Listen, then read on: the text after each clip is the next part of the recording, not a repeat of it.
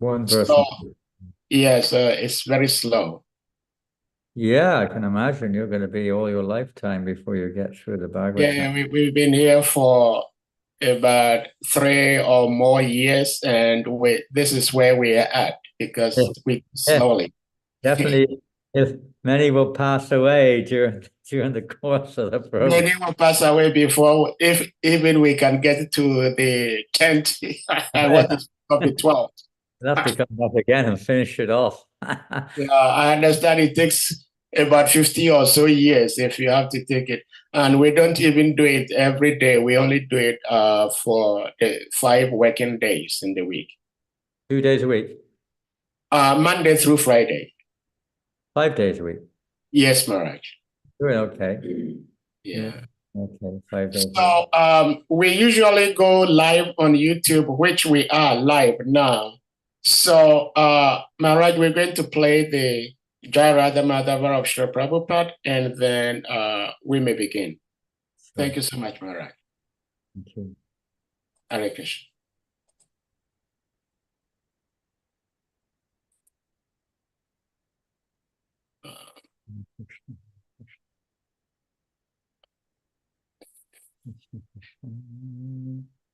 Hare Rama, Hare Rama,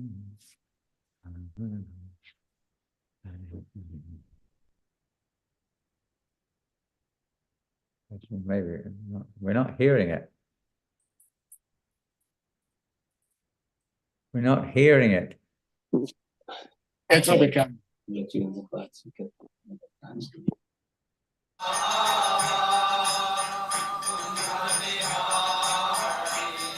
Jaya Radha Madhava Kunja Bihari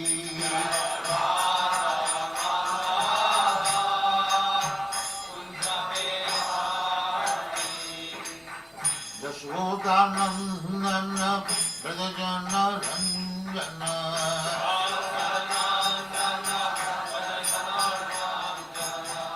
Jashodanandana Pradajana Ranjana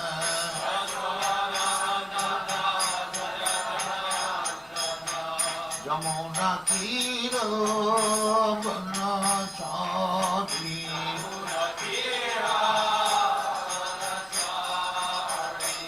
Jamuna Tira Banachari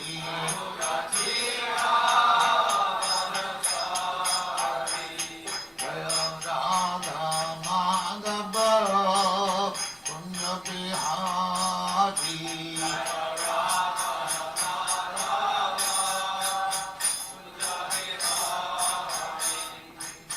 Gopijana Vallabha Girivaradhari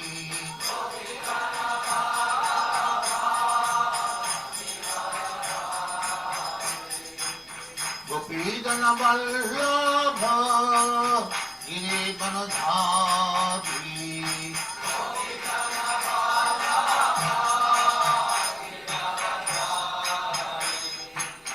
Yashodanandana Prajana Ranjana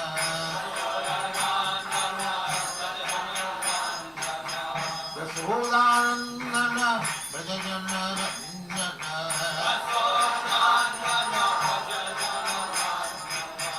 Yamuna Tiro Banachari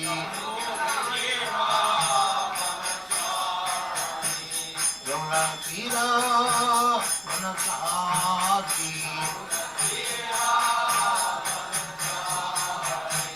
Jaya Radha Madhava Punya Bihari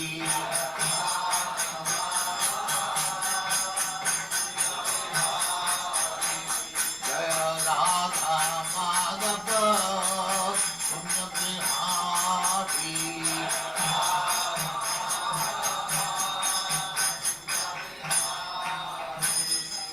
Jaya Radha Mansa Paribhajagacharya Sakharishya Smada Pilitam Visarsi Goswami Bhagavad Jaya Nanda Gori Vaishnava Jaya Ramacharya Sri Haridas Thakur Jaya Names of the whole Sri Krishna Nityananda Sri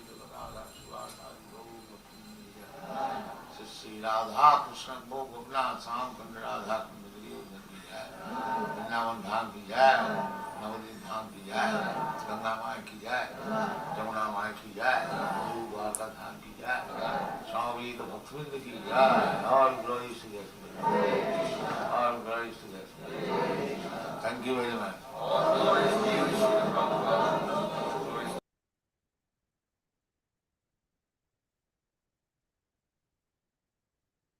Hare Krishna, dear devotees, please accept our humble obeisances. All glories to Krishna Prabhupada, all glories to Gurudev, all glories to His Holiness Janananda Goswami Maharaj, and all glories to assembled Vaishnava devotees, those who have gathered here, and those who may be watching or listening to us via YouTube, and whoever may be watching this clip later on. Today we are very much blessed. We have His Holiness JANANANDA Goswami Maharaj, who will be speaking to us from the Nectarian Srimad Bhagavatam. If I'm not mistaken, I believe today is the first day Maharaj is speaking on this platform. And we do not have many devotees assembled at the moment. But at the end of the Katha, by which time many devotees would have been here, we're going to give a little bit more introduction about His Holiness, so devotees may get to know Maharaj a little bit more. So Maharaj, we thank you for being here. And like I was trying to explain earlier, that the speaking of Srimad Bhagavatam on this platform is just like the temple room setting. So we'll put the verse on the screen and you speak.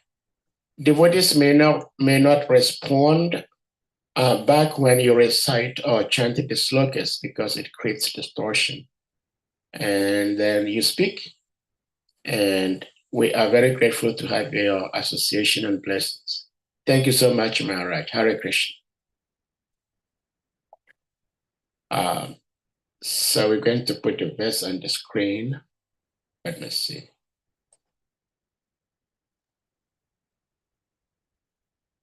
And you want me to chant the verse?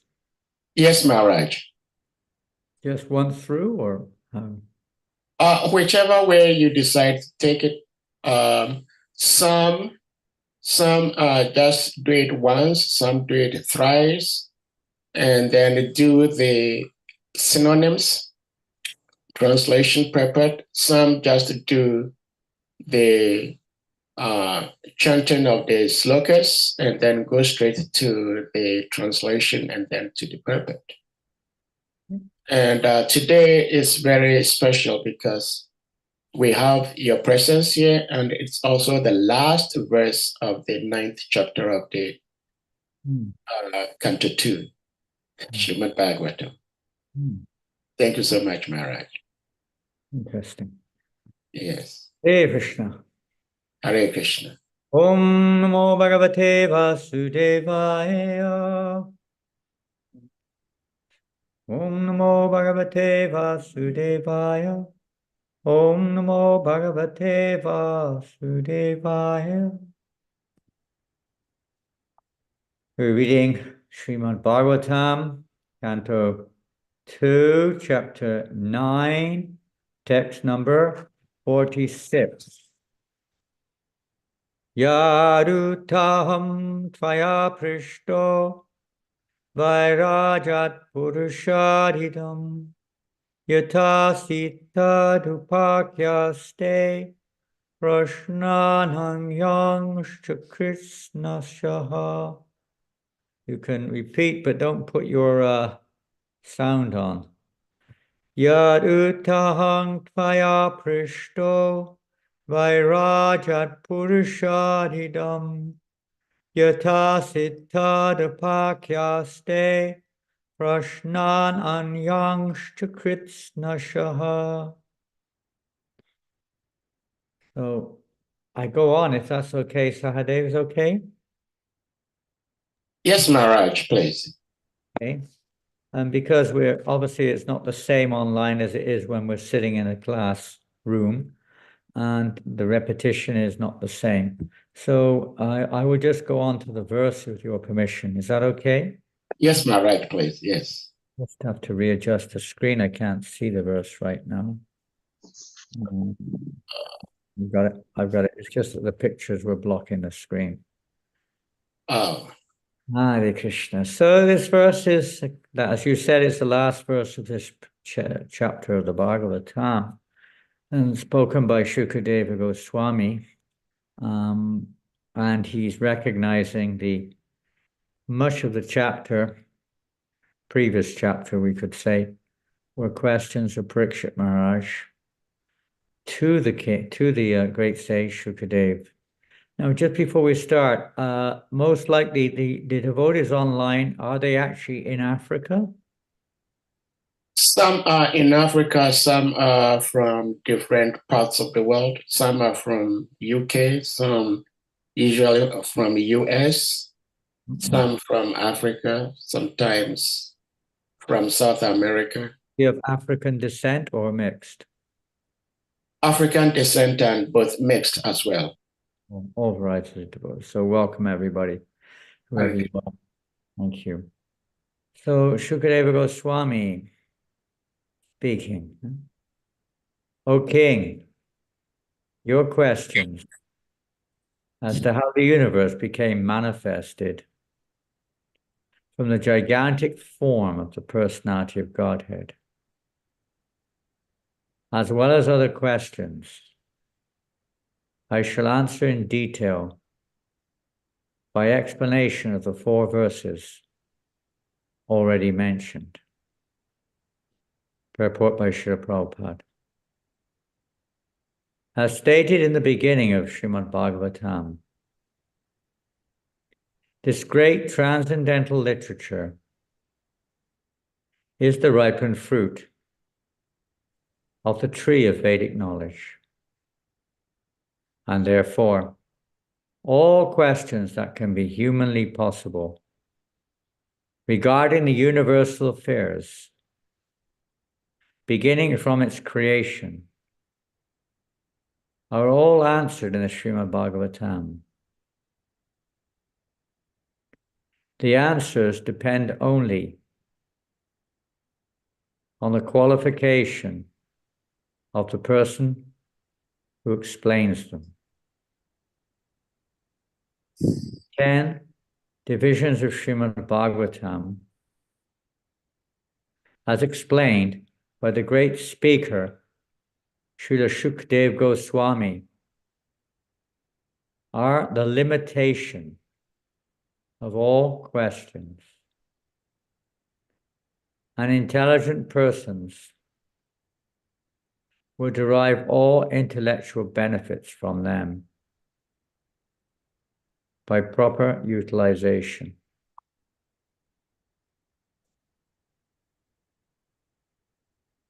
And that's the end of the Bhaktivedanta purports of the 2nd canto, 9th chapter. Srimad Bhagavatam, entitled Answers, by citing the Lord's version. Hare Krishna. Om Jnanatimrandasya Gyananjana Shlakaya Chakshur Militam Yena Tasmei Shri Gurave Namaha. Hare Krishna.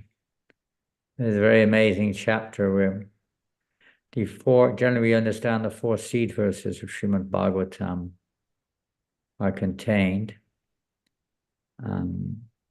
originally imparted to Lord Brahma. Lord Krishna explains how he is to be understood, how he is to be realized. But today in the purport, Srila Prabhupada is particularly mentioning the eligibility of the speaker of Srimad Bhagavatam as the key. We can look at 1 or 2 of the points Prabhupada mentions today. How this great Srimad Bhagavatam, Nikamakapa Tarogalitam Palam, as we see in the 1st canto of Srimad Bhagavatam, it's the ripened fruit.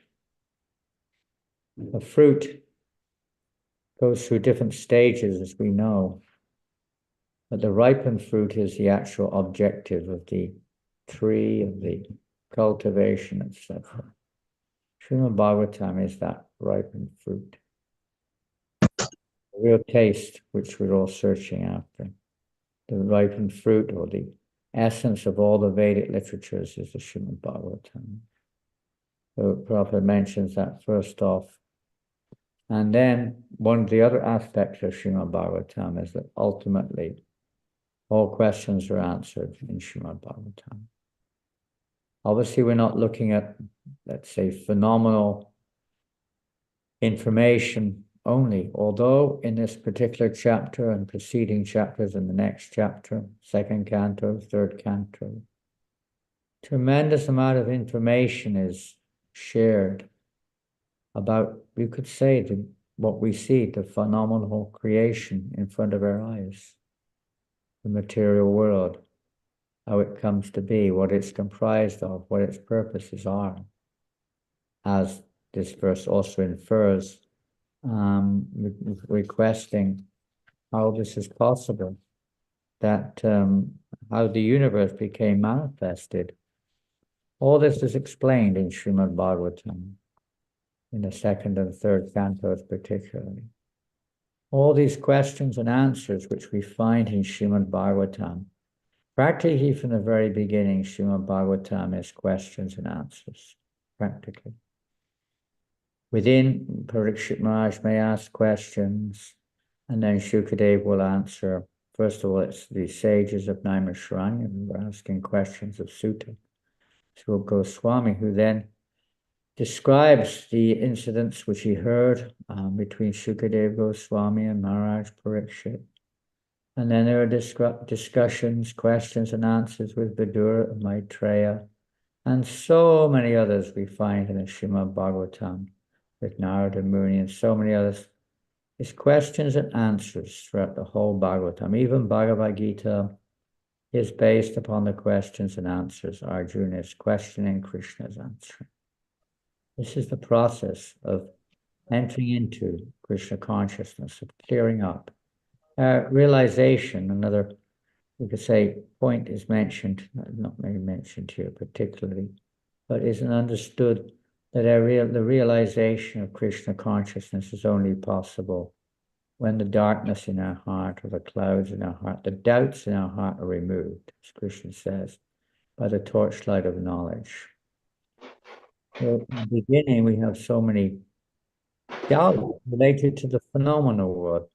Maybe not so much with the transcendental or the noumenal world, but with the phenomenal world, we have so many doubts in relationship with Krishna consciousness due to our time, our sojourn within this material. We have developed so many concepts and so many attachments and so many misconceptions and so on. They have to be cleared up.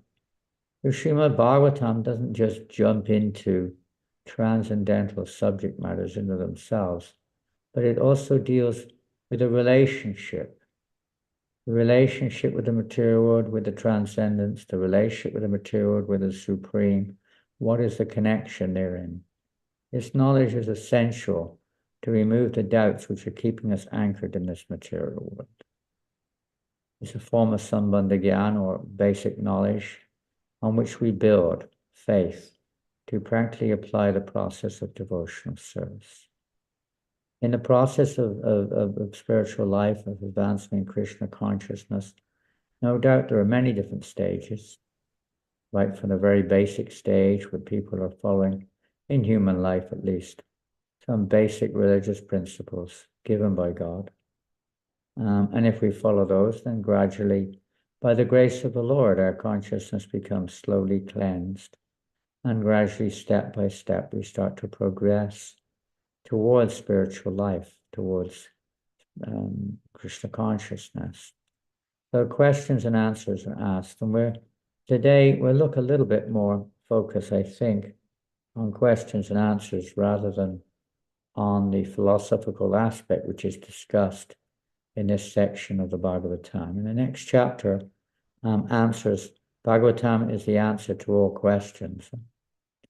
All questions can be answered through Srimad Bhagavatam. Right away, Shukadeva Goswami describes these 10 aspects of Srimad Bhagavatam, 10 subject matters, as we have in the Bhagavad Gita. 5 subject matters are generally given, and Bhagavatam 10, and they are often aligned with the various 10 cantos of the Bhagavatam, the first 10. Sometimes Vishwanath Chakravarti describes that they are found throughout all 12 cantos, but whatever it is, they're the subject matter of the Srimad Bhagavatam. And they cover all aspects of the relative connection. Actually, in one sense, everything we can see is spiritual, but to transform, understand the phenomenal world in relationship with the Supreme Personality of Godhead is the process of transformation. It's a process of becoming Krishna conscious. So that's explained to remove all doubts throughout all the Vedic literatures and in the Srimad Bhagavatam also, to clear up the doubts regarding, you could say, our particular philosophies or our attachments in this world, and how everything is emanating from the Lord, from the body of God, Vadakshay Vishnu, all the various creations within the framework of a particular Brahmanda or universe are evolving through the media of Lord Brahma, but actually through Garbhadakshay Vishnu, the great universal form of the Lord in one sense. And how Lord Vishnu himself creates the entire material universe. All this is explained in these cantos, and how he is beyond the material energy, even though he appears to be within it, he's beyond it, and so on. Everything is explained there. These 10 divisions of Srimad Bhagavatam explained. You can, in fact, in the very next verse, so we'll leave that for your next class, of course, they are explained.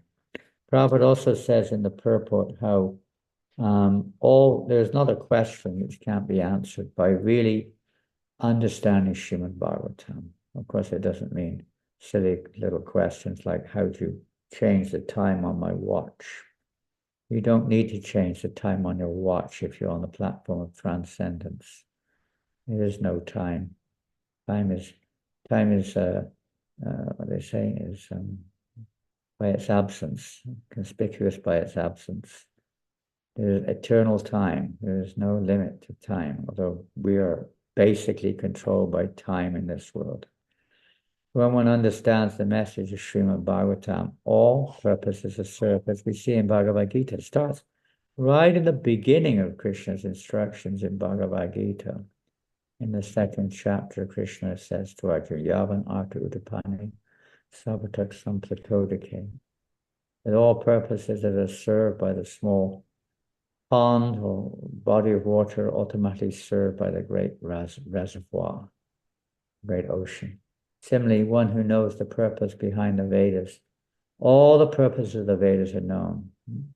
Krishna also says in the Bhagavad Gita, maybe in the 15th chapter, one knows me without doubt as the Supreme Personality of Godhead is understood to be the knower of everything. How does that work? It doesn't sound like it. People's concept of knowledge in this world, of course, is relative. But even still, whatever a devotee needs to know, because Krishna is the source of knowledge, he gives that within the heart. Sarvasya chaham vidisani vishto. Ataksmati jnanam pavanam cha. We just have to connect with Krishna. And we connect with Krishna in terms of this subject matter through attentively hearing Srimad Bhagavatam. If we hear the Bhagavatam with attentiveness, everything will be revealed. It's explained in many places in the Bhagavatam, how when we hear with rapt attention, one will see Krishna on the pages of Srimad Bhagavatam. What an amazing meditation. Krishna is not that we have to concoct it, it's just that Krishna will reveal himself. He reveals himself to those who are pure in heart. It's not a question of knowing. It's not a question of imposition. It's a question of Krishna. He reveals, everything is revealed knowledge from within our hearts. Krishna reveals it. And to the degree that we hear the Srimad Bhagavatam, the holy name of Krishna, and all the various, you could say, aspects of our endeavors in devotional service, the more we're attentive, the more Krishna will be attentive to us. The more we reveal ourselves to Krishna, the more he reveals himself to us. Elsewhere in this particular purpose, all questions, we cannot imagine. Nothing exists outside the absolute truth. So how can a question? It may be perverted by our coverings of the modes of nature, but ultimately everything stems from the Supreme Personality of God. Even the questions which we ask, in one sense, we could say are inspired by the Supreme Lord. He gives the faith even to the conditioned souls and the inspiration to ask various questions about mundane subjects which they're attached to. And for a devotee, if we're sincere, also to ask relevant questions. Another important point in this purport here, Prabhupada said, all intelligent persons will derive all intellectual benefits from them. That means hearing the various topics of Srimad Bhagavatam. If we know how to utilize them properly, how to utilize this knowledge properly, not prematurely, but how to apply it. Prabhupada states several times, even in purports of the Bhagavatam, how we should hear Srimad Bhagavatam. You could take two aspects there. One is the quality of our hearing, assuming that the speaker is qualified. And two, the way that we hear, in terms of Prabhupada says, we should hear it step by step by step, not jumping over to the 10th canto. However, in other places, Prabhupada says, because of his purports primarily, you can hear from anywhere in Srimad Bhagavatam, it is nectar. And that's a fact. But normally, we hear in step by step by step. It's progression. Parikshit Maharaj, by his questions, and consequently to anyone else who's asking questions in the conversation of Bhagavatam, is taking us from one step, one ladder to the next, right past, to the 10th canto. So we're going to go back a little bit.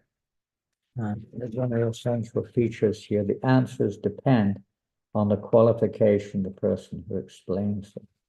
They also, you could say, depend on the person who's asking them.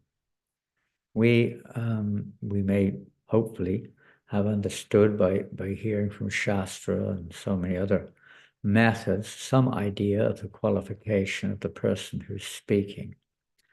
But let's look at our own qualification also. If we really want to understand Srimad Bhagavatam and the essential truth there. So I'm going to go right to the first canto here. And if you have a method of following, you can follow. This is going back to the first canto. And if you see in the very first canto, the very first chapter is called Questions by the Sages. The sages want to know many things. Here we go. Well, it's great you've opened it. We're not going to go through it by the way, verse for verse, but anyway, the idea you get. This chapter is primarily, of course, the glorification of the Srimad Bhagavatam and also the glorification or acceptance of Sutta Goswami as a suitable person to speak to the sages who are very concerned. Most people's questions are related to their own interest, to their own needs, to their own desires, and so on. But these questions are for the sake of the welfare of all citizens, of all living entities. The sages are approaching Sutta Goswami, asking him relevant questions for the welfare of all.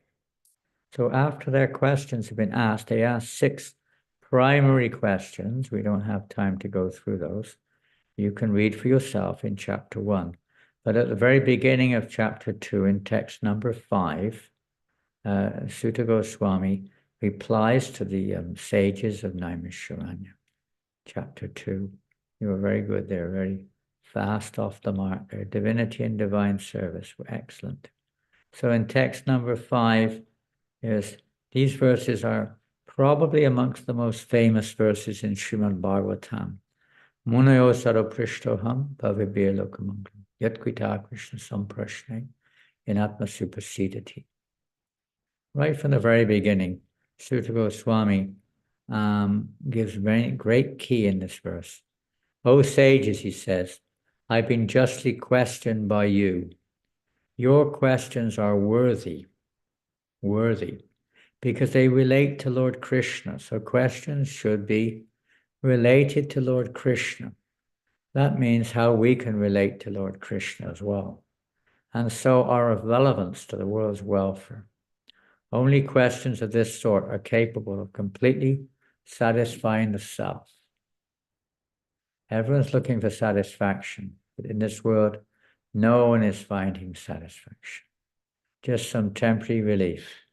Most of our questions are how to get relief from the distressful condition which we're exposed to, how to get freedom from health issues and economic issues, mental issues, physical issues, social issues, family issues, political issues, so many doubts and fears, and so on and so forth. So many questions, how to get money so we can live a life, questions, how to get a job. They all, and you could say necessary in one sense, but they're superfluous to the soul. Anarto Pashamam Shakshat Bhakti Yoga Hokshite. All the miseries of this world, which are totally superfluous to the soul, can be mitigated immediately by the linking process of devotional service.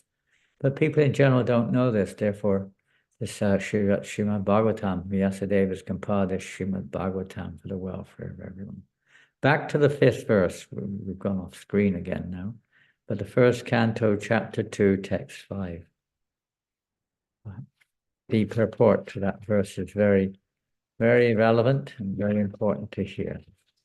Let's hear from Srila Prabhupada what he says. Since it has been stated herein before that in the Bhagavatam the absolute truth is to be known. You see that in the 1st verse of the Bhagavatam. The questions of the sages of Naimisharanya are proper and just because they pertain to Krishna, who is the Supreme Personality of Godhead, the absolute truth. In Bhagavad Gita, the Personality of Godhead says that in all the Vedas, there is nothing but the urge for searching after Him, Lord Krishna. That's the purpose behind everything. Even in this world, indirectly, we're searching for Krishna. We just don't know it. We think we can find Krishna in sense gratification, but it's not. It's only a shadow of the real truth itself. In Bhagavad Gita, the personality, thus the questions that pertain to Krishna are the sum and substance of all Vedic inquiries. The whole world is full of questions and answers. Birds, the beasts, and the men are all busy in a matter of perpetual questions and answers. In the morning, the birds in the nest become busy with questions and answers. And in the evening, also the same birds come back and again become busy with questions and answers. We may not realize that the birds are not just singing to entertain us. There's some kind of communication going on there between them. We don't know what it is. But there's some kind of, who knows what they're talking or communicating with each other. The human being, unless he is fast asleep at night, is busy with questions and answers. I don't know if anyone knows that someone did a study of how many questions an average person asks in a day. It was a lot. I don't know exactly how many. I can't remember one time I heard some figure. The businessmen in the market are busy with questions and answers, and so also the lawyers in the court and the students in the schools and colleges, because we have a lot of questions in the mind which we don't verbally express. All the time our mind is coming up with questions of various sorts, constantly trying to understand what's going on, what to do, why. The legislators in the parliament are also busy with questions and answers, and the politicians and the press representatives are all busy with questions and answers. Although they go on making such questions and answers for their whole lives, they are not at all satisfied. Satisfaction of the soul can only be obtained by questions and answers on the subject of Krishna. Yenatma superseded. And that, we'll jump over the next section except for the last half of that paragraph there. Because the Srimad Bhagavatam deals with questions and answers that are related to Krishna, we can derive the highest satisfaction only by reading and hearing this transcendental literature. I said, derive the highest satisfaction only by reading and hearing. And as Prabhupada says, to hear is more important than reading. It means to discuss within the assembly of devotees, questioning and answering, discussing, churning the Srimad Bhagavatam. There's another aspect which we'll go on to in a short while in relationship to that. But this churning the Srimad Bhagavatam is how, just like the milk ocean was churned by the demons and demigods, nectar eventually came out the ocean. Dirt comes out too. When we churn the Bhagavatam, when we hear it, doubts will come, and various attachments may also surface.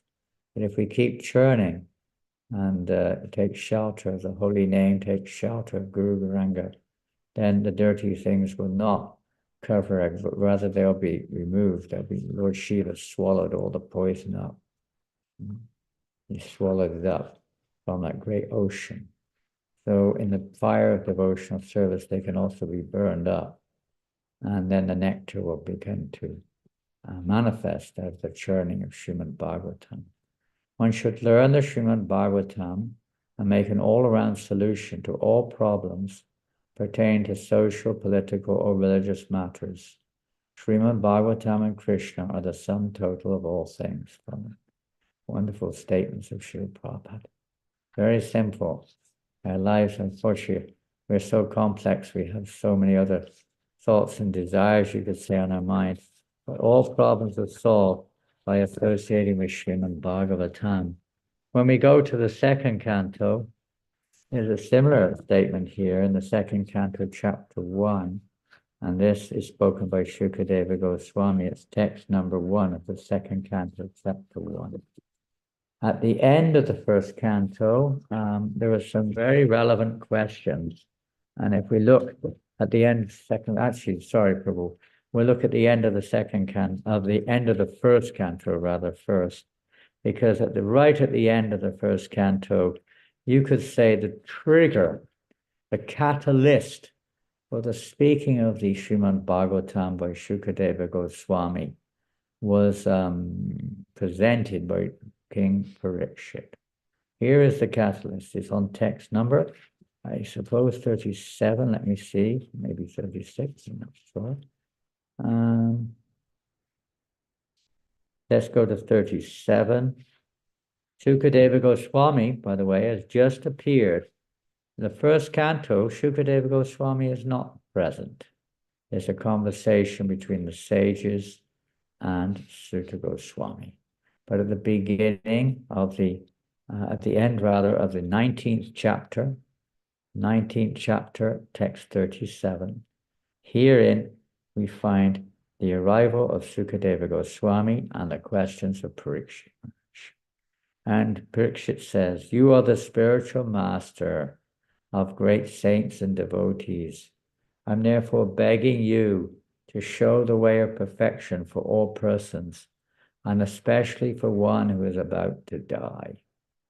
And I guess we all know this is the next question which he asks after that statement.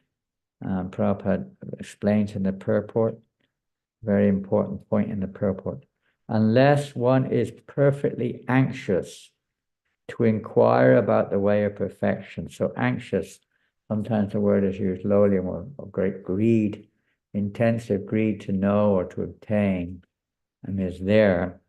There is no necessity of approaching a spiritual master. We should be anxious to hear, anxious for inquiry. That may take some time before that becomes, let's say, very intense. But the questions, the spiritual master is not a kind of decoration for a householder. Generally, a fashionable materialist engages a so-called spiritual master without any profit. And it goes on. And Maharaj Parikshit is the right type of disciple because he puts forward questions vital to the interests of all men. He's asking questions for our welfare. He himself is, we may not have the intelligence or the purity to ask these questions. So it's very important to hear from these great souls, these pure devotees, the questions they ask and the answers which are given. It will clear up all of our doubts.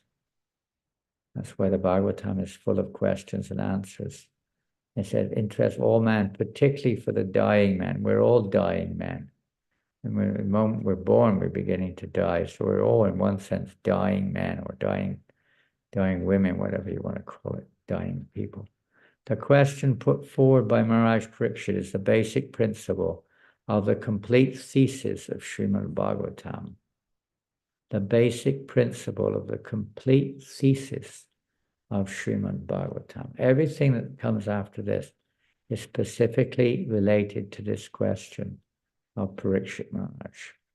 So it's very important we have a scientific understanding, what we call science, of the phenomenal world, which means a spiritual understanding of its creation and its purpose and maintenance, destruction and everything, so that we can become free of our entanglement in the material world. Now let us see how intelligently the great master replies. So we'll go on. That was the question at the end of the first canto. Now we'll go to the second canto, chapter 1, text number 1. If we can have that on the screen, it would be nice for devotees to follow. So Shukadeva Goswami, just like Sutta Goswami, after the sages had asked their wonderful questions, and Sutta Goswami had answered them one by one, and now we will see Shukadeva Goswami expanding on the initial question of Parikshit. The verse at the end of the 9th chapter, we read today, was related to a series of questions by Parikshit Maharaj, detailed questions about the creation of the universe and its relationship with the Supreme Lord. But this subject now is just a general answer by Shukadeva Goswami to the question of Parikshit Maharaj, what is our duty at the time of death? And Shukadeva Goswami says, my dear king, your question is glorious because it is very beneficial to all kinds of people. That's what makes it glorious. Devotional service is glorious because it's beneficial to all people. Baba gives examples like feeding the stomach or watering the root of a tree. When we ask questions pertaining to Krishna, pertaining to devotional service, they are beneficial to all living entities who happen to hear, the person who speaks, the person who hears, those who happen to be around, and anyone who hears thereafter also benefits. They're all beneficial. They're not just related to one person's relative needs. Questions related or mentioned in Srimad Bhagavatam, related to the topics of Srimad Bhagavatam, are beneficial for all living entities. And that therefore, he says here, they are glorious. And they're also pleasing to Krishna, because he's very beneficial. The answer to this question, what is our duty at the time of death, that is the prime subject matter for hearing. And it is approved by all transcendentalists. So that's, again, more or less similar to the answer given by Sutta Goswami in the first canto. Prabhupada writes in the purport, even the question is so nice. It is the best subject matter for hearing. Just the question alone is so nice. What to speak of the answer? The question is so, I don't know if people in general think like that at all. What do I do now? They may think, I try to avoid death. I try to enjoy as much as I can in the last moments of my life. Maybe pious people start to pray, and generally people have very little idea what they're supposed to do. And it's all very well thinking it at the time of death, but Bhagavatam explains also that it's not just at the time of death, but our life should be molded so at the time of death automatically we remember Krishna. Simply by such questioning and hearing, one can achieve the highest perfectional stage of life, because Lord Krishna is the original Supreme Person. Any question about him is original and perfect. another unique factor about spiritual life. You can hear this subject, even the subject matter mentioned in the second and third cantos about the creation, etc., the secondary creation, and what have you. You can hear them again and again and again, and they are ever fresh. They never become dry, because they're related to the Supreme Personality of Godhead. They're not just some scientific speculation. These are facts. These are words spoken by the Lord to Brahman and to our Parampara. They're ever fresh, they're enlivening, they're beneficial, they're purifying. Lord Chaitanya Mahaprabhu said the highest perfection of life is to achieve the transcendental loving service of Krishna. Because questions and answers about Krishna elevate one to that transcendental position. The questions of Maharaj Parikshit about Krishna philosophy are greatly glorified. Maharaj Parikshit wanted to absorb his mind completely in Krishna, and such absorption can be effected simply by hearing about the uncommon activities of Krishna. Even the activities of Krishna in relation with the material world are glorious and are very uncommon and very purifying to hear. We've got to have purified heart in order for the subject matter of Krishna consciousness to be understood or to enter into the real subject of devotional service. The heart has to be purified. So this is the subject right here in the subject matter of the creation and so on of the universe is very purifying to the heart.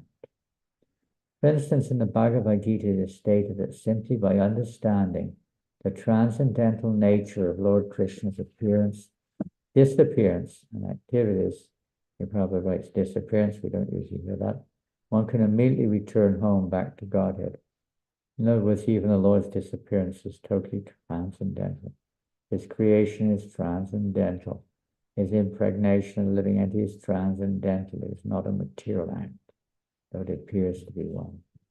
It may be seen from our point of view as a material situation. From the Lord's point of view, everything is spiritual. Back to Godhead. And never come back to this material condition of material existence. It is very auspicious to hear always about Krishna. So Maharaj Parikshit requested Shukradeva Goswami to narrate the activities of Krishna so that he could engage his mind in Krishna. The activities of Krishna are non-different from Krishna himself. See how many times Krishna's name, somebody can count, how many times Krishna's name is mentioned in this purport? Quite a few times. As long as one is engaged in hearing such transcendental activities of Krishna, he remains aloof from the conditional life of material existence.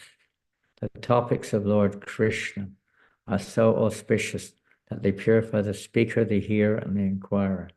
They are compared to the Ganges water which flows from the toe of Lord Krishna. Wherever the Ganges waters go, they purify the land and the person who bathes in them.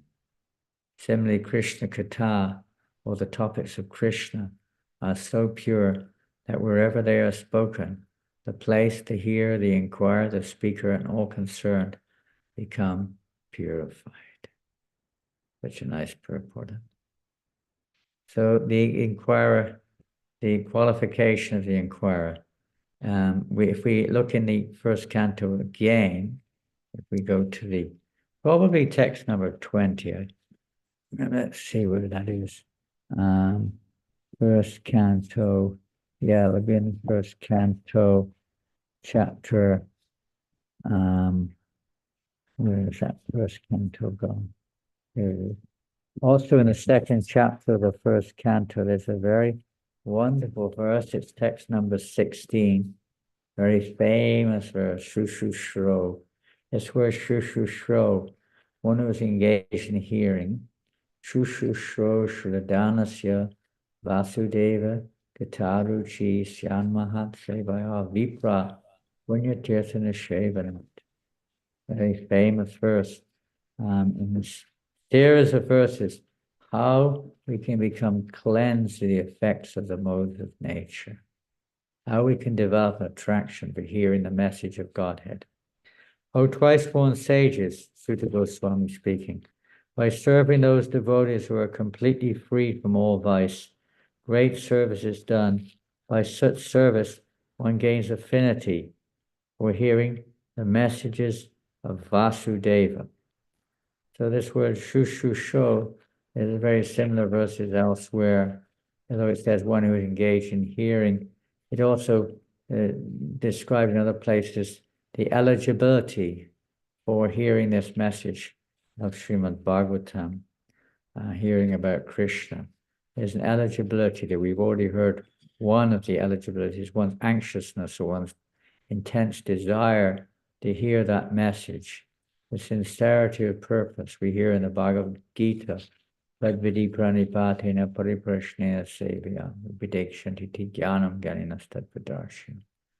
How one should approach a spiritual master, inquire from him submissively, and render service. So there should be submissive inquiry as well as the surrendering or the rendering of service to the spiritual master. By rendering service, as we see in this verse, the heart becomes cleansed.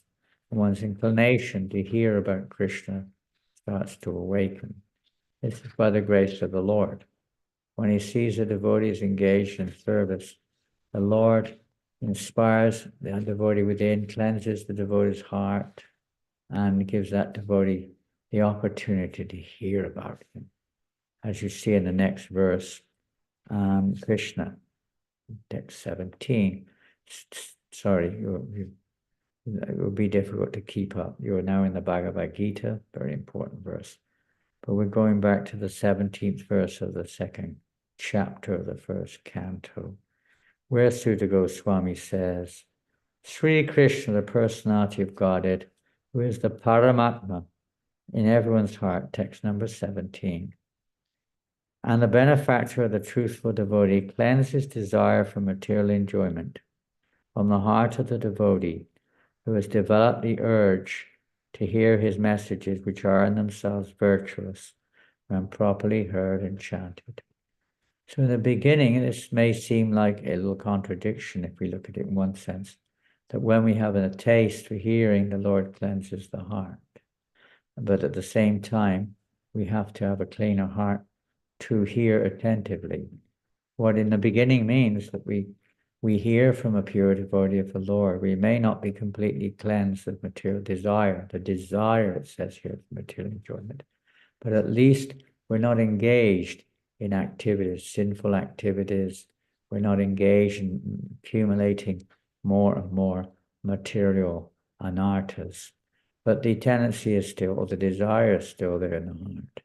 But by rendering service to the pure devotees of the Lord, avoiding those activities, the taste for hearing and chanting the holy name, Srimad Bhagavatam, grows. And as that grows more and more, then the Lord in the heart cleanses the desire for material enjoyment, not just engaging in material enjoyment or something like that, but actually the desire itself is removed from the heart of the devotee when we develop an urge to hear his messages, because they are virtuous when properly heard and chanted. So offenseless hearing and glorification of the Lord. This is the secret, to hear without offense, to hear with submission, to hear with actual determination, with enthusiasm, and without ill motivation, any other desire to obtain something, just simply to inquire submissively from the pure devotees of the Lord. So the quality of our hearing is also very essential in order so that that reciprocation, that relationship with Krishna can be developed. Even in ordinary dealings in this world, when we're attentive to somebody or we're very respectful to somebody, then the reciprocation is much more congenial, it's much more effective. We will go, let's see, we'll read just one or two more things, not much more, and then we'll open for questions. Let's see where we go now. We're going to the second canto, previous chapter to the one you just are reading at the moment, in fact. Or shall we? Yeah, this is text number 8 of the second canto, chapter number 8, text number 8, 288. I'm only going to read the purport a little bit. The verse is a direct question, which is related actually to today's verse, the gigantic body of the Supreme Lord. And how does the creation come from that great body of the Lord? But in the purport, Prabhupada writes, one should note how Maharaj Pariksit intelligently put questions before his spiritual master for scientific understanding of the transcendental body of the Lord. And it goes on to explain that gigantic body, like it has been described in many places before this, that the Lord assumed a gigantic body like that of Karnadakshayi Vishnu, from whose hair holes innumerable universes have generated. The body of Garbhodakshayi Vishnu is described as sprouting the lotus stem, within which all the planets of the universe remain, and at the top of the stem is the lotus flower on which Lord Brahma is born. In the creation of the material world, the Supreme Lord undoubtedly assumes a gigantic body, and living entities also get their bodies, big or small. If the Lord didn't have a body, we would not have one either, according to necessity. For example, an elephant gets a gigantic body, and an ant gets a body according to its needs. Similarly, the personality of God assumes a gigantic body to accommodate the universes or the planets of a particular universe. There is no difference in the principle of assuming or accepting a particular type of body in terms of necessity. Anyway, that's just a little bit on the subject matter which today's verse was describing. Yeah,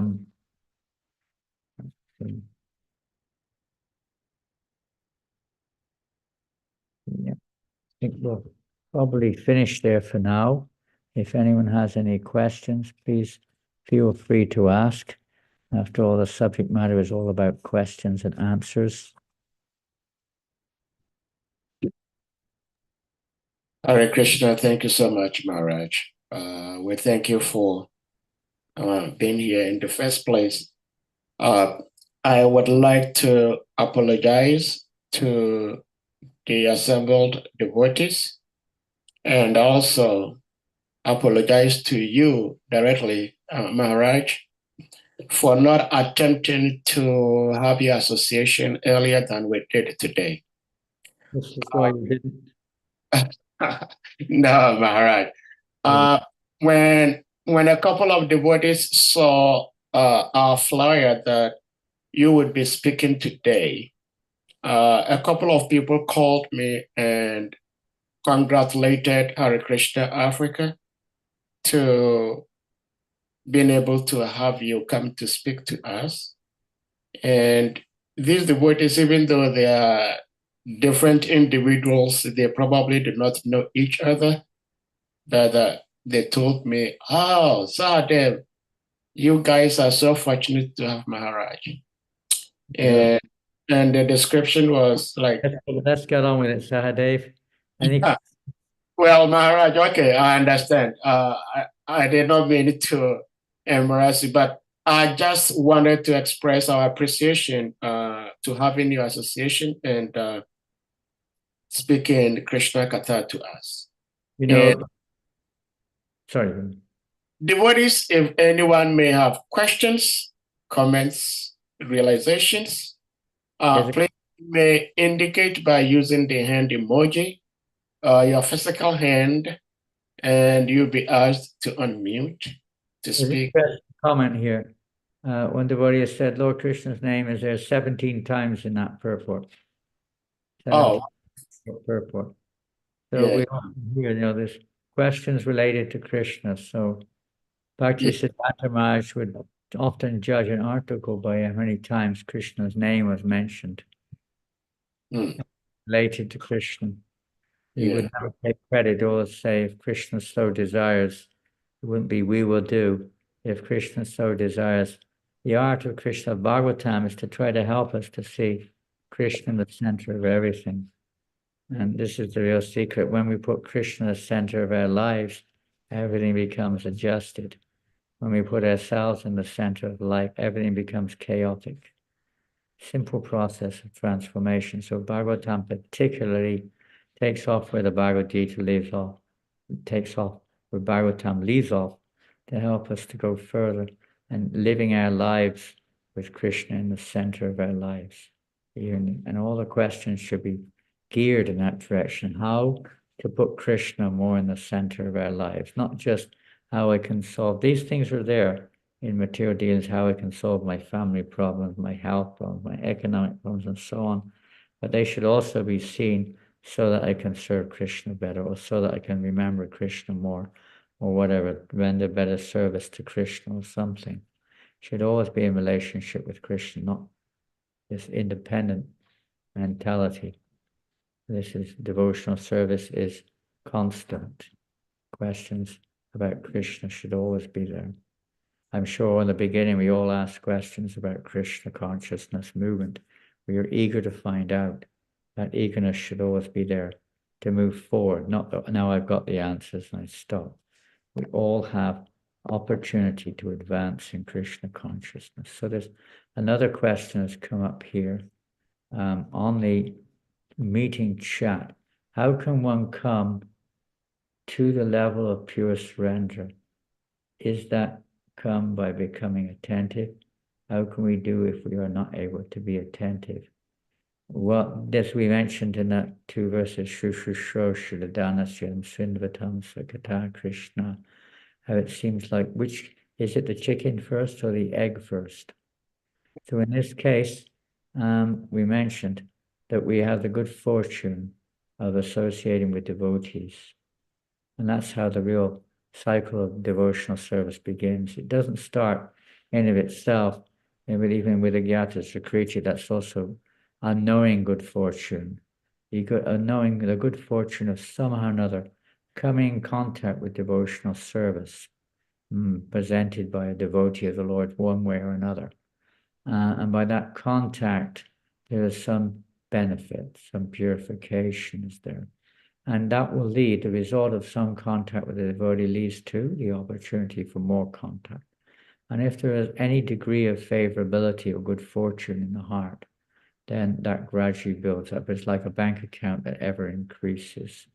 So gradually, one's faith, one's for Bhakti and Mukha Sukriti, one's piety due to connection with Bhakti or devotional service gradually grows to such an extent that one then develops an inclination to associate, which of course everyone online has at this moment of time for sure, to associate with devotees in one form or another.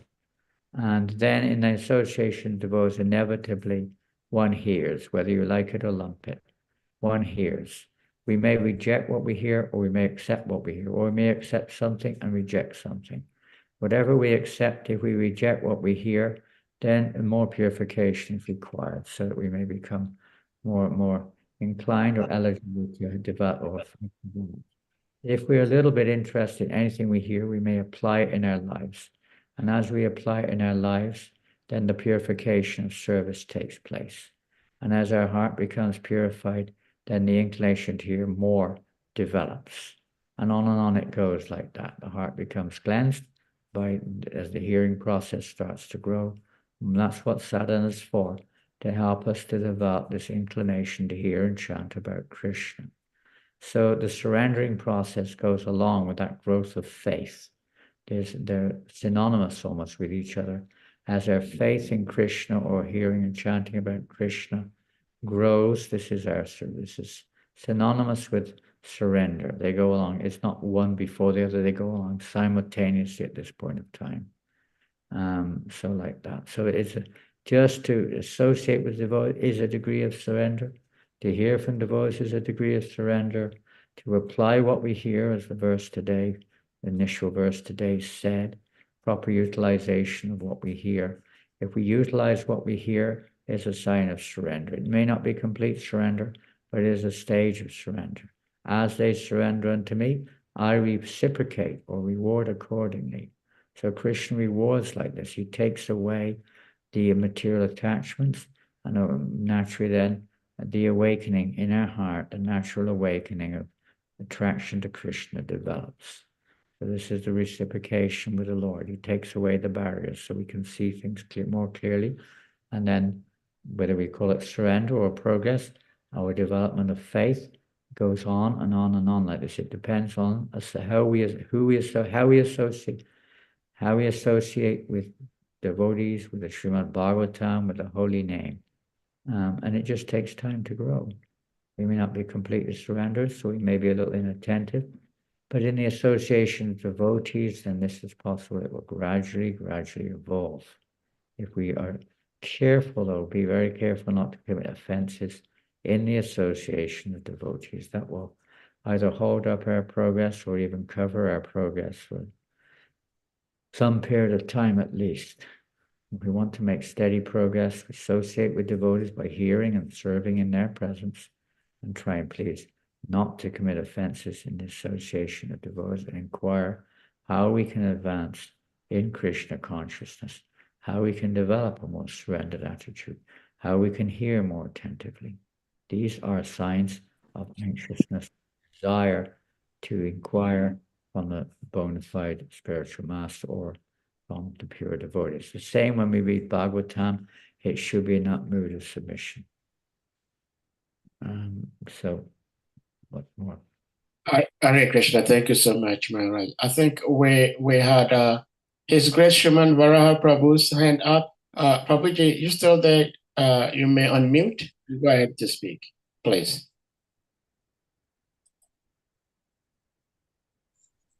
Jai. Please accept my humble obeisances, Maharaj. All glories to Srila Prabhupada. All glories to all the assembled devotees.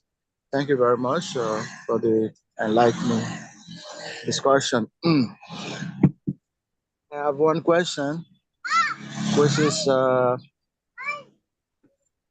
that Krishna consciousness movement is considered to be the mercy movement of Lord Chaitanya, who is giving to every conditioned soul, whether qualified or unqualified, the opportunity to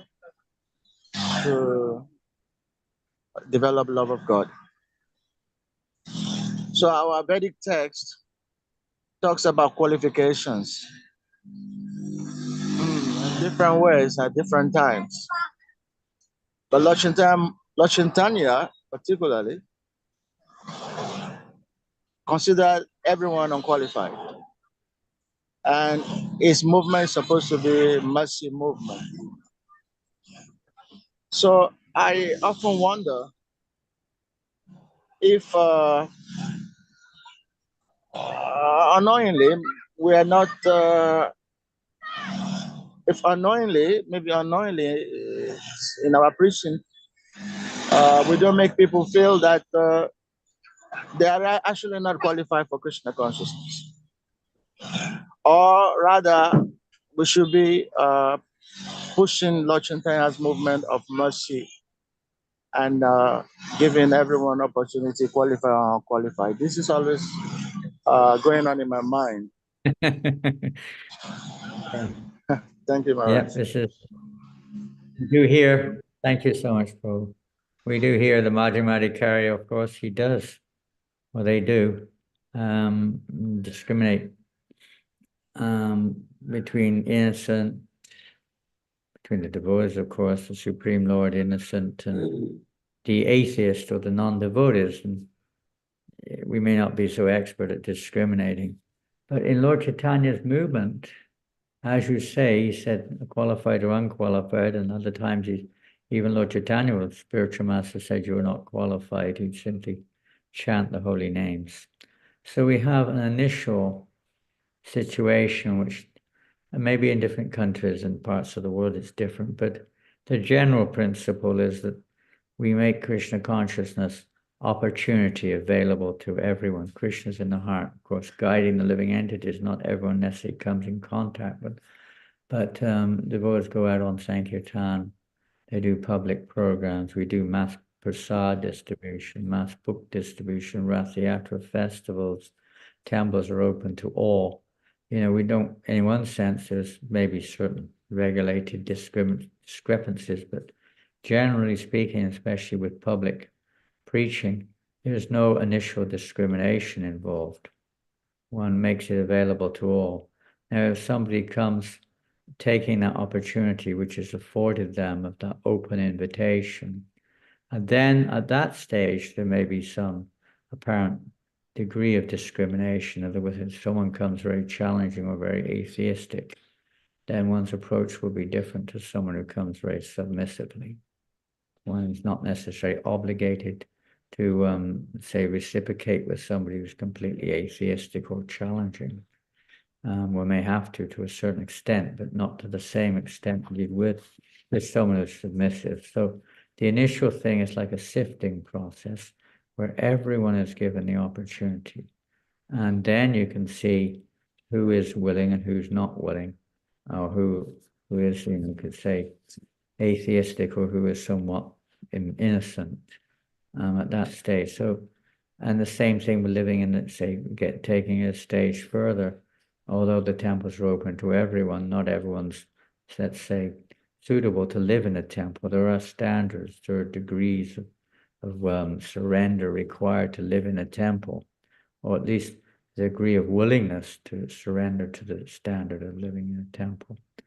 And there may be seemingly some discrimination, but the initial or the opportunity for everyone is given to everyone, depending on the Lord guiding the living entities accordingly. But the devotee doesn't, when we go on Harinam, we don't kind of like, hey, be quiet, there's an atheist passing by. We may sometimes be quiet when we pass by a mosque out of respect, or even a church maybe, but we certainly don't discriminate because of, qualification, exactly as out of some other reasons. It's a general free for all. Prasadam is made available to all within the law.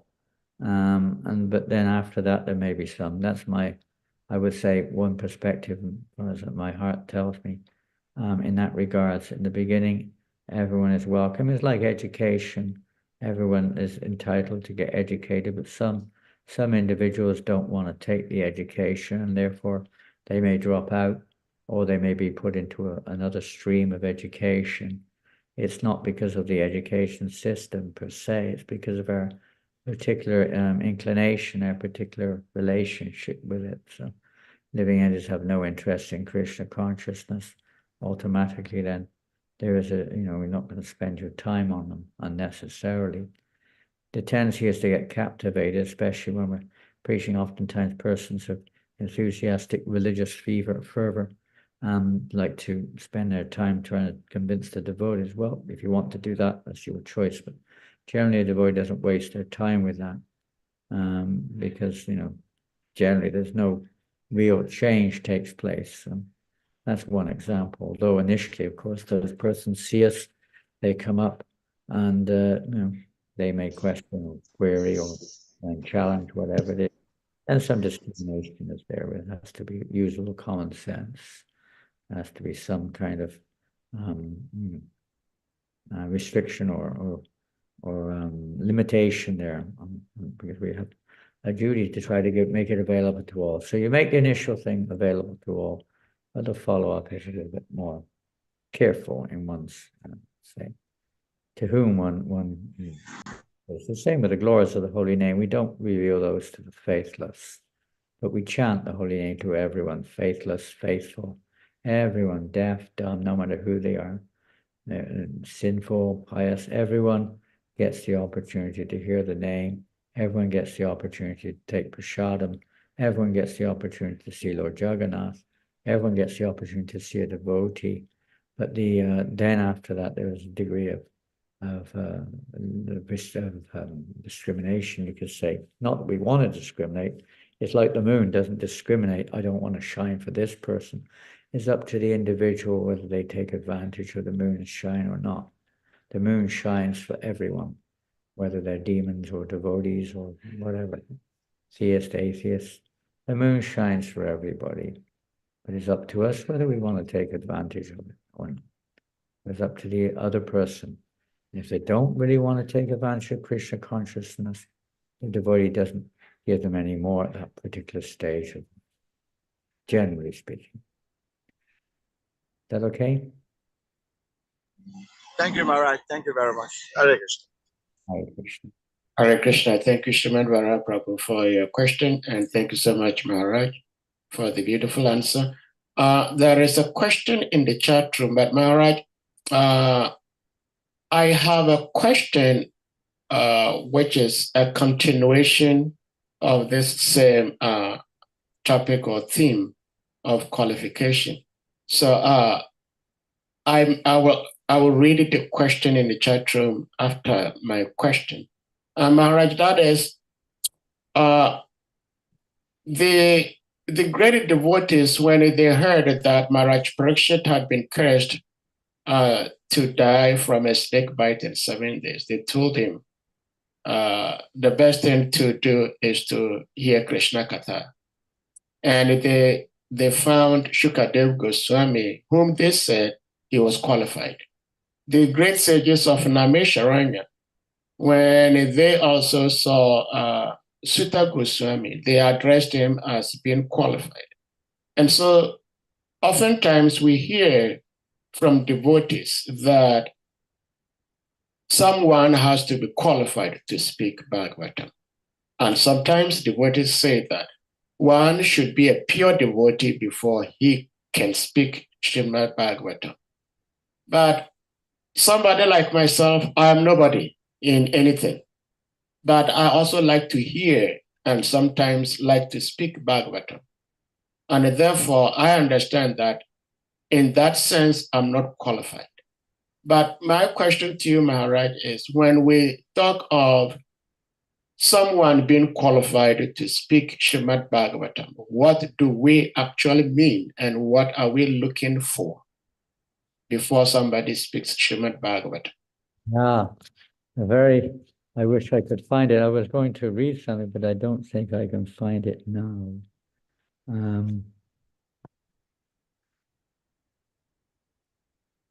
Yeah, I don't know.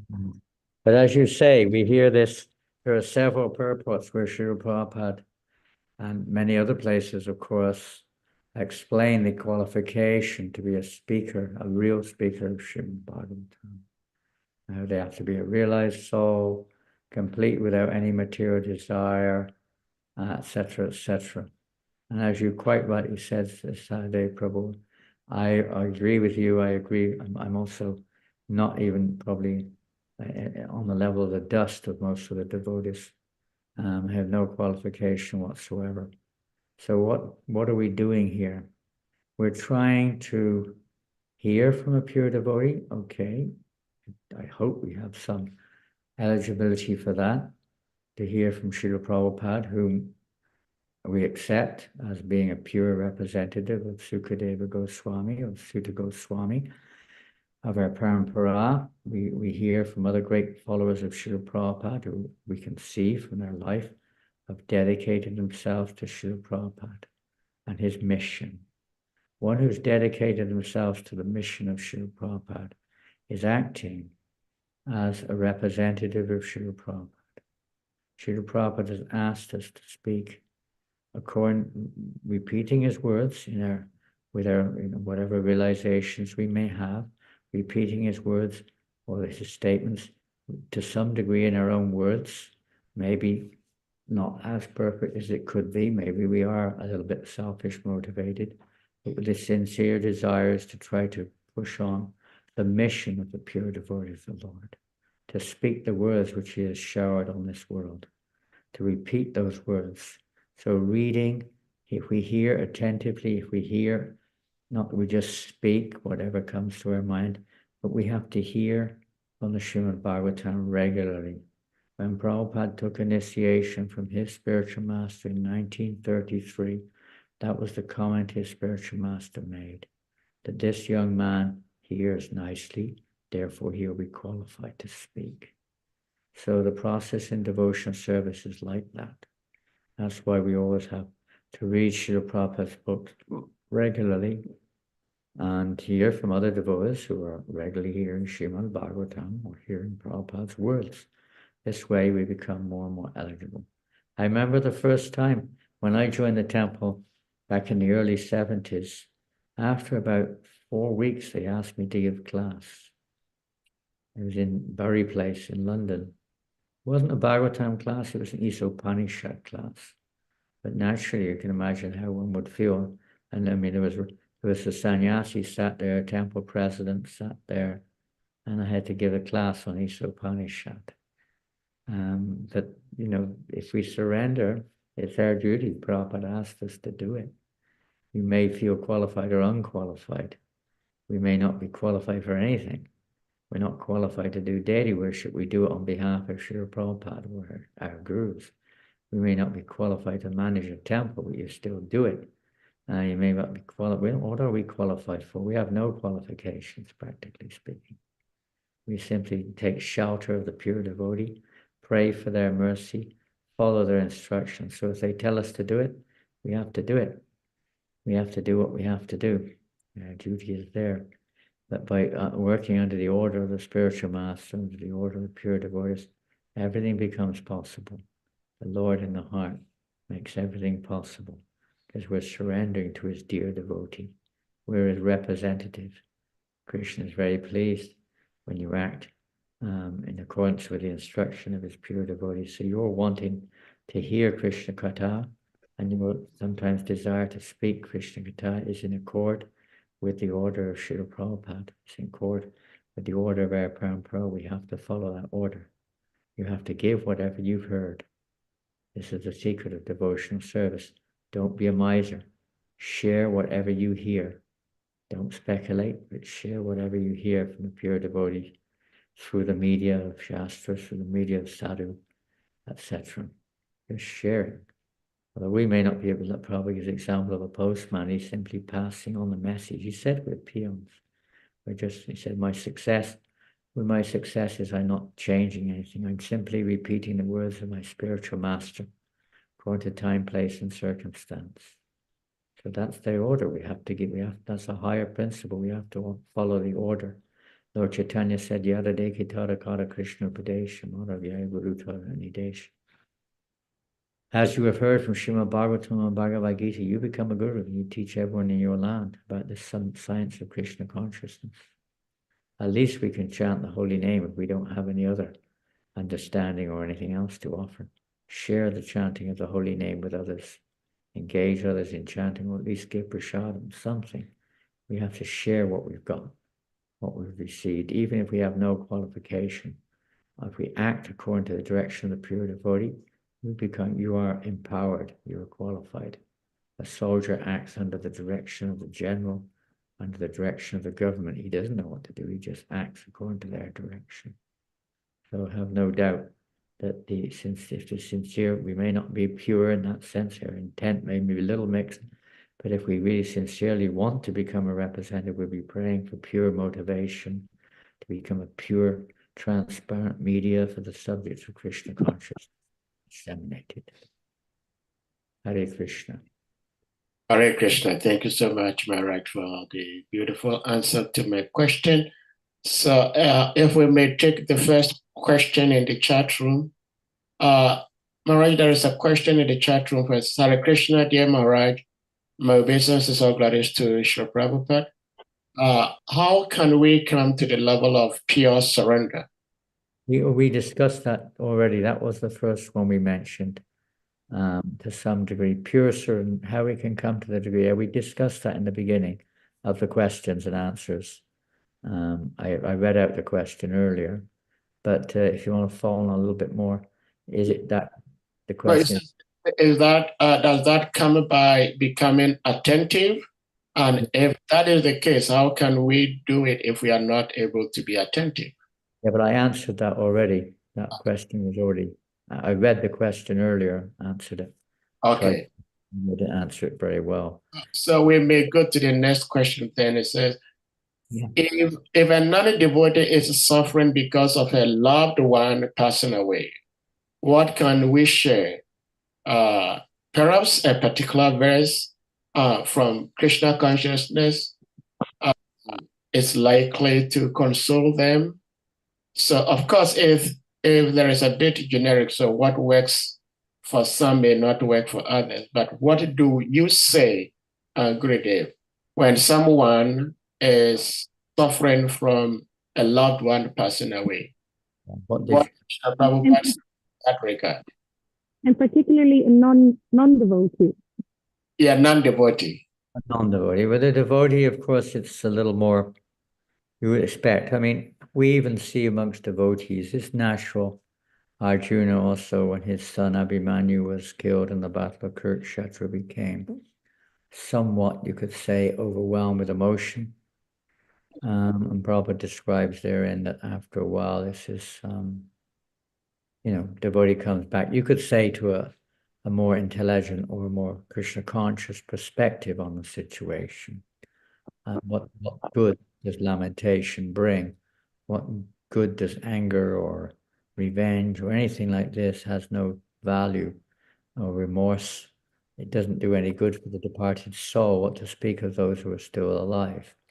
But it is not an unusual response, especially when it's a family member, to respond in a way which is a little bit emotional, maybe not so purely Krishna conscious. No, it's nothing unusual. But the devotee will normally easier to come round depending on the degree of the attachment. We know that sometimes it's very difficult. It takes time. Everything takes time. Well, a non-devotee, as you say, there's something here. Where is it? Non-devotee. You mentioned the word genetic, I think, was it? It's a loved one. Devotee is suffering because of a loved one. In other words, somebody a non-devotee is suffering because their loved one has passed away. And we're not talking of ours, we're talking of theirs. What can we share? Perhaps a particular verse from Krishna consciousness is likely to console them. This is a bit generic, so what works for some? Yeah, it's a fact. I mean, every situation is different. They may have strong religious beliefs. They may be totally atheistic or agnostic. They may have, dislike, in fact, for anything spiritual. So a little bit of variation will be there in each particular case. But if it's something Krishna consciousness that we would try to share, what would we share? Well, again, this is something we'd normally probably have to know each in individual cases and make a little bit of preparation therein in order to address, but something whereby, we see, for instance, in the case of Chitraketu, when his son passed away, and how distressed he was about the passing of the child, and how Narada Muni and Angira Muni tried to console him. Well, it didn't have an awful lot of success either, to be honest. It was only when they used their mystic powers and brought the child back to life. Well, the best thing would be, you could say in that regards, they would probably surrender to Krishna entirely if you could bring the child back to life, but that's not likely to happen. Especially if the child starts preaching to the parents, who are you, etc. But what can you say to such a person who's lost one who's dear to them, be it a family member or a close friend, even a dog? Sometimes people lament when they lose their dogs or whatever it may be. You can try to gently explain the eternality of the soul. You can gently explain, well, I don't know what else you can really explain. Maybe somebody else would like to add to that who has had practical experience of trying to console somebody in that particular situation. Srila Prabhupada, what did he say? Offhand, I can't remember him saying anything more than that.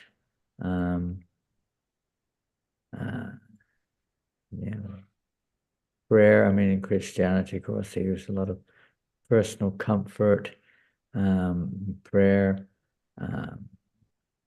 and so on, mostly external comfort, of course, and praying for their welfare and so on to give them strength. Maybe somebody else like to add something to the chat or like to say something on that one. It's a practical question. It does come up, and especially for those in, social life and grihastha life and general life, you have to often work friends or family friends persons you're acquainted with have this experience. We all have this experience, but hopefully we're a little bit more Krishna conscious when we're faced with it. But people in general, we cannot expect them to be in that mood. Some maybe, but not many.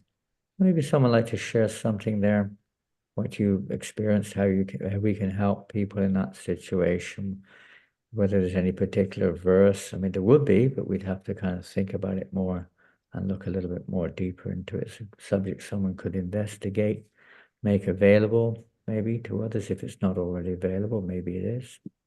I don't know. But it would be nice and something nice to have to offer to others, something which may encourage them to be a little more Krishna conscious. Of course, we can offer them prasadam, we can offer them various things if they're willing to accept it. But as far as speaking or verses, preaching, sometimes people are beyond that. Their lamentation is like a dark cloud that you can hardly penetrate, and you just have to try to give something which will imperceptibly be beneficial. Anyone like to add something there? Look after them. Yeah, that's the practical one, of course. So try to care for them or give them some help in that regards. Of course, how far you can go there, it depends on the situation. How much you can literally help. I mean, there's different types of help. There's physical help, mental help, and spiritual help. So whatever you can offer there. Anything else?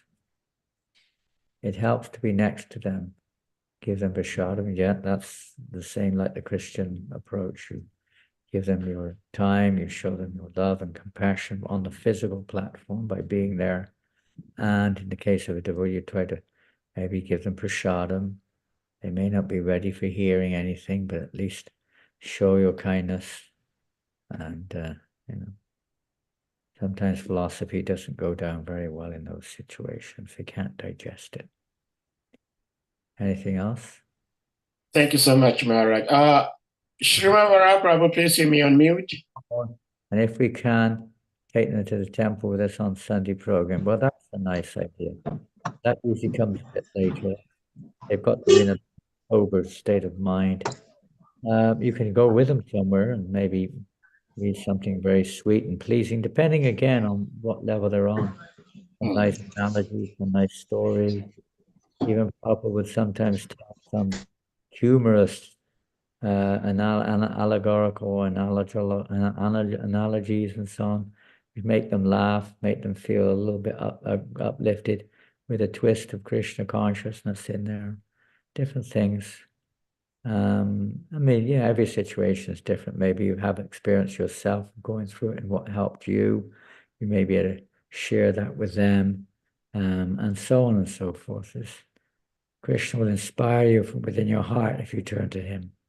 That's the only experience I've got when I've been in situations like that is that somehow that usually Krishna inspires you from within your heart. There's no pat answer.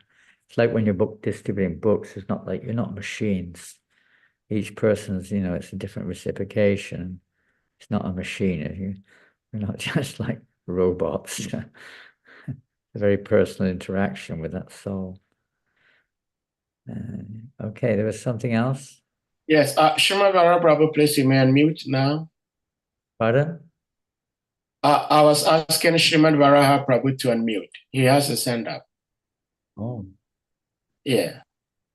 It's like I'm driving. I was driving, but it's like I heard Maharaj saying if anyone has something to share, on what to do on that occasion. So, well, I noticed that, and we all know this, that non-devotees actually do not have much knowledge about the soul.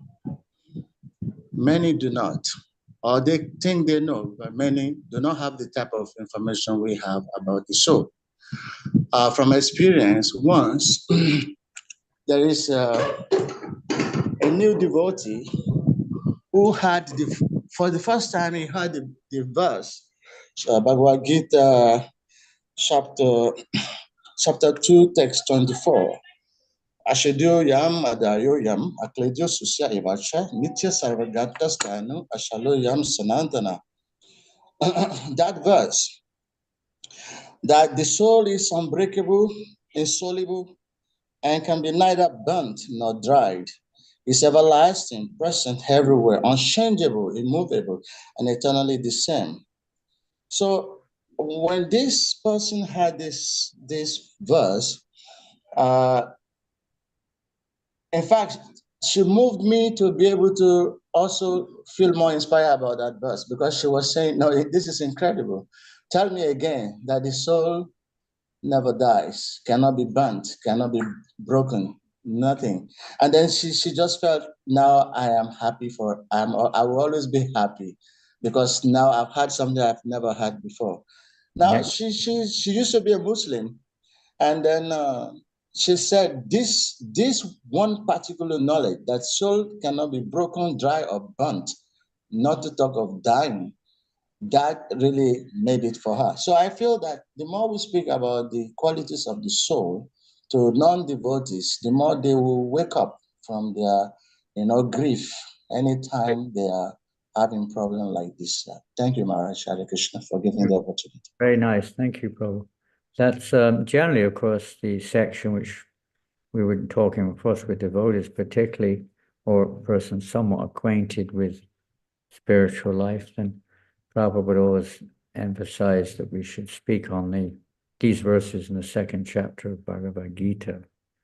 There's a whole series, as you probably know, of verses describing the difference between body and soul, and the nature of the soul, at least to some degree there. That's very good, a wonderful experience. I think that's something which we can all learn from and maybe apply also.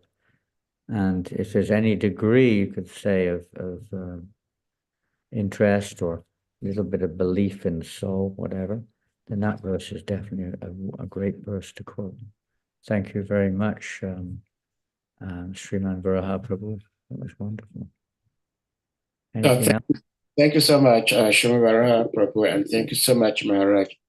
Of course, the question relates to a non-devotee, but there was a time that we were fortunate we had His Holiness Giriraj Swami Maharaj speak on this platform.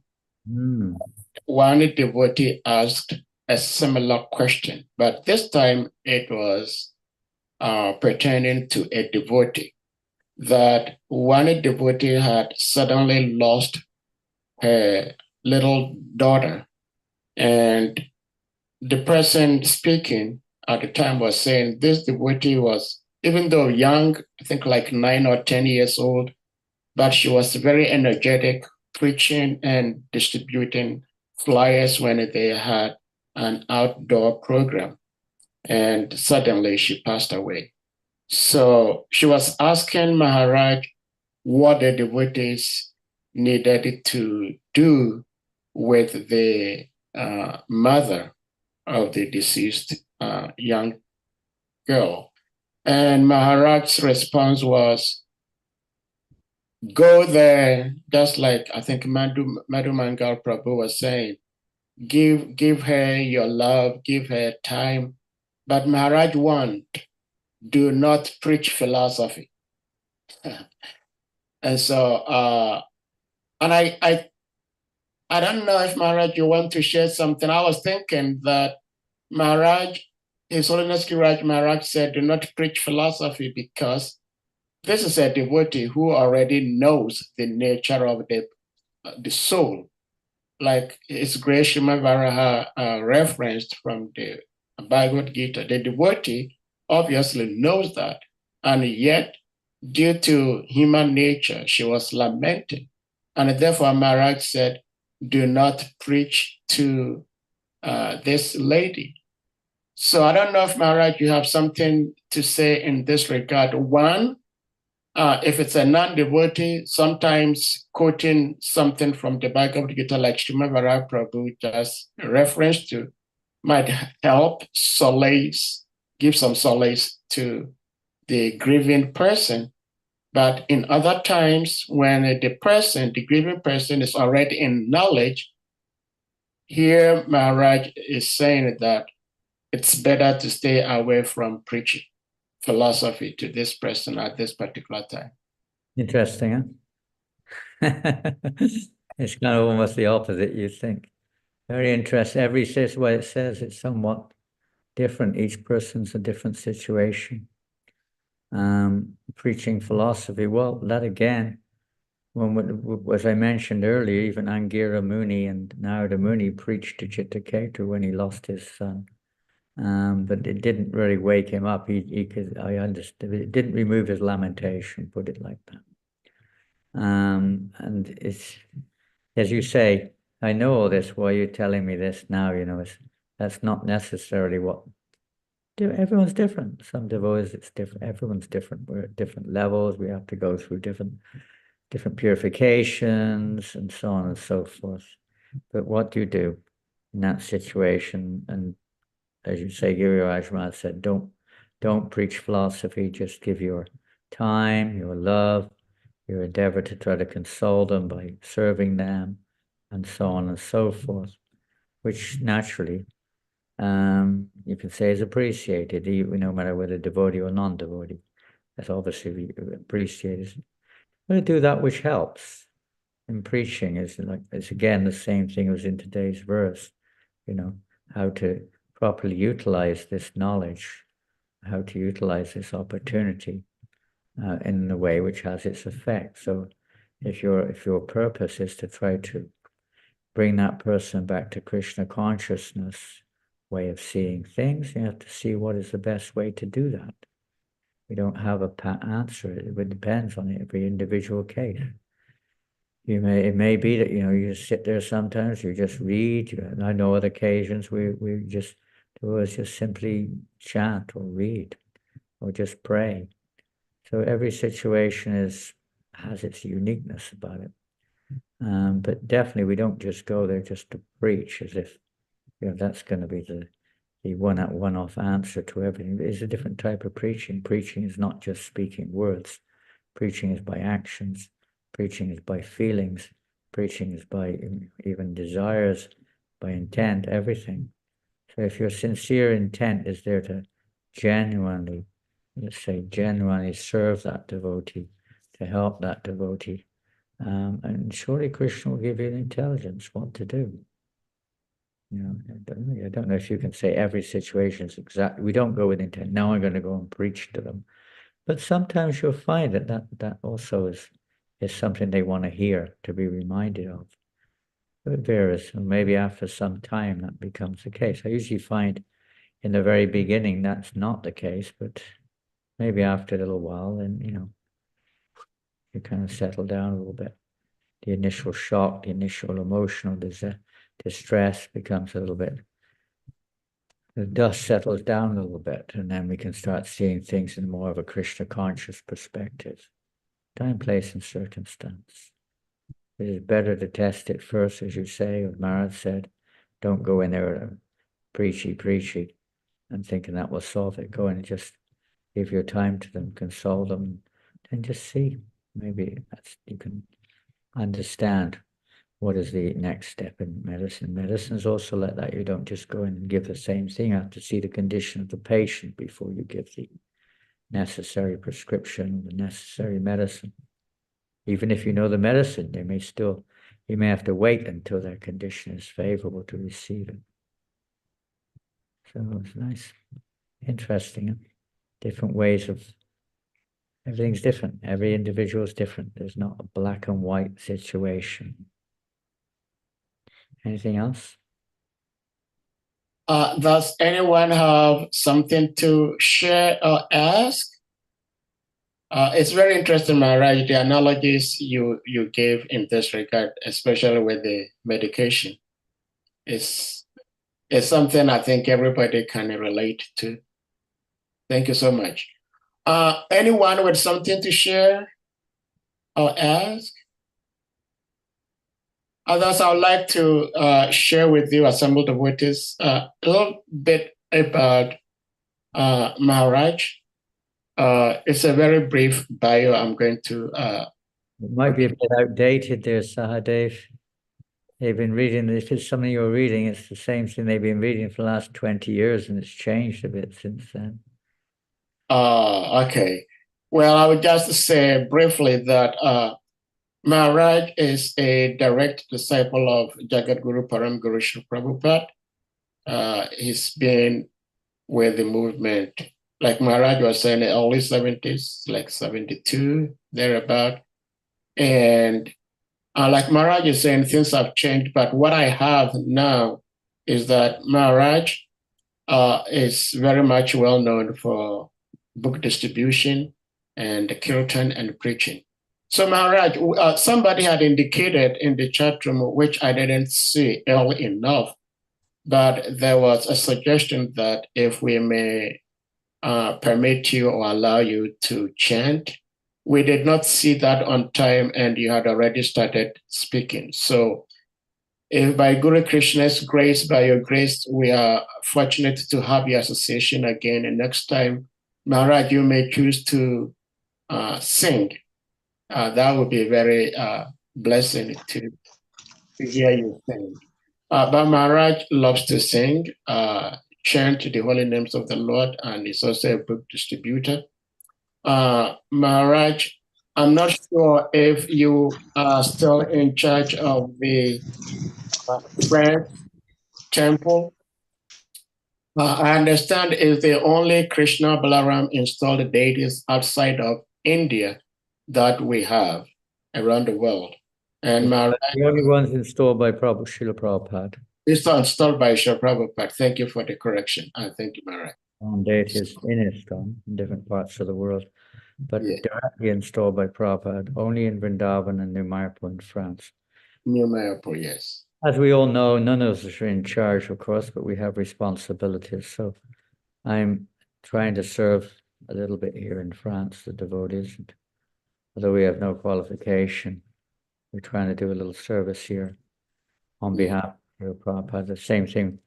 I'm not a book distributor as per se in terms of with the right attitude or even with the right ability, but I try to support those who are doing book distribution and try to encourage the distribution of Prabhupada's books. This is one of our only hopes. We have no eligibility. I remember one time in Vrindavan, I guess, been instrumental in giving a class there, and after the class, it was 3 another piece in the chains on Gopurnima. And Indra Prabhu came up after the class, and he was talking about our only eligibility is this, that we have no eligibility. The only hope we have is to take shelter of the holy name. That's the only eligibility we have. We're not really eligible to do anything else. We relatively may have some small capacity, but that in of itself is not the real eligibility. It's when we take shelter of the holy name of Krishna. All of the various activities which we do, Bhaktisiddhanta Maharaj said, are judged by the degree it helps us to develop our faith and our attachment to chanting the holy name of Krishna. It's our only hope. Kirtan is our only hope, you could say, chanting the holy name. So we try to, whatever, I don't say like or not like. There's some degree, nothing compared to most, but some degree in all of us, I'm sure, much more in your case, of some kind of desire. I mean, I can hear Kirtan going on downstairs now, and the boys are obviously sincere or serious about chanting. They're doing it. The more we can chant, the more the faith will grow, the more, the hope there is for us. Otherwise, we have very little hope, accompanied by Prabhupada's desire to see this knowledge is disseminated with the hope that some qualified persons will take it up by receiving this knowledge through the media of Srila Prabhupada's association. We have, Prabhupada said, our 2 minutes, what is the use of that? If we give them a book, then they can hear from the pure devotees of the Lord.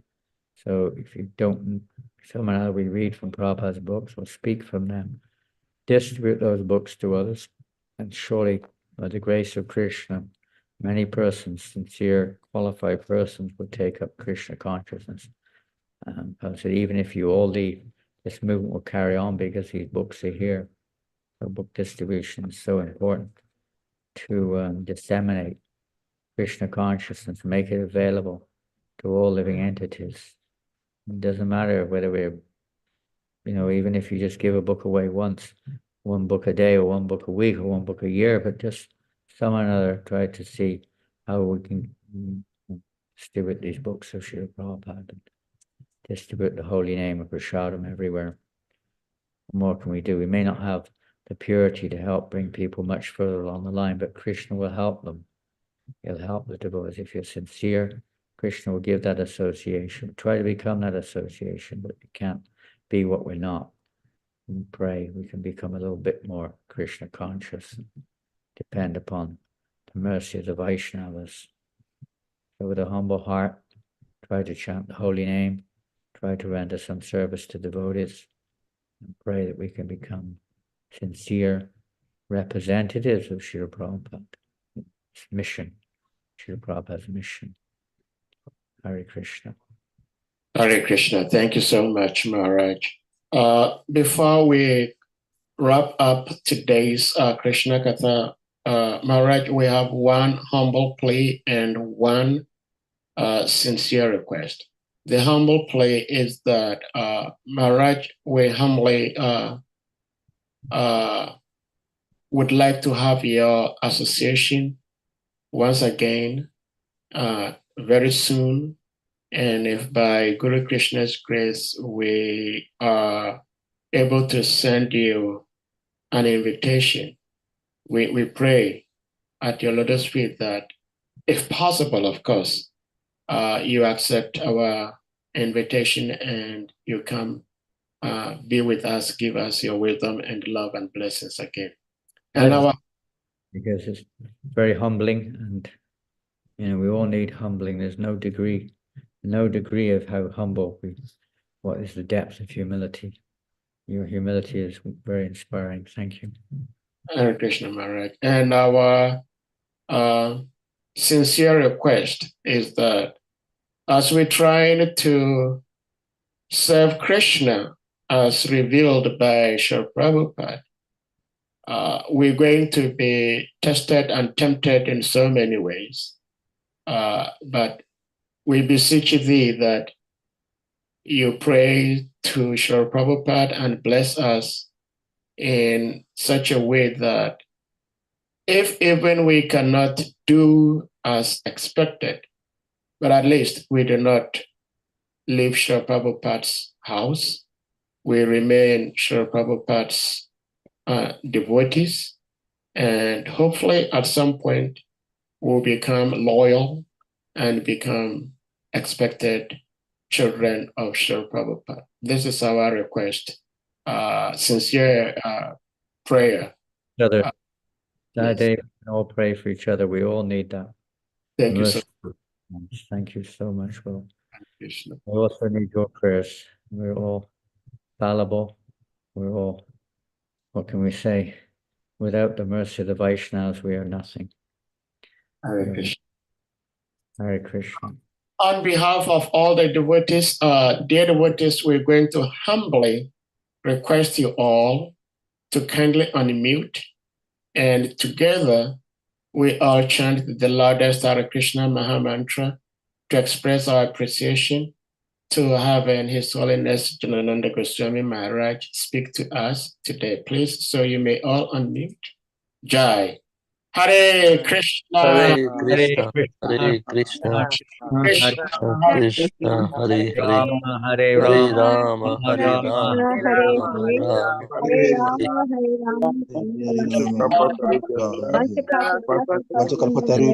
Sindhaya Vacha Patitanam Pavanebhyo Vaishnave Namo Namaha. Hare Krishna. Hare Krishna. Everywhere, Africa, America, Europe, India, Australia, South America, wherever it is, Asia, wherever it is, we offer our obeisances and thank you for your kind association. Apologies for my lack of Krishna consciousness and any offenses may be committed. Of course, if you were having to associate with me the last hour or so, should have probably almost 2 hours to be honest. Hare Krishna. Srila Prabhupada ki jai. Jai. All glories to His Holiness Janananda Goswami Maharaj ki jai. Jai. Glories to Sri Prabhupada ki jai. Jai. Glories to assembled Vaishnava devotees ki jai. Hare Krishna. Hare Hare Krishna. Krishna.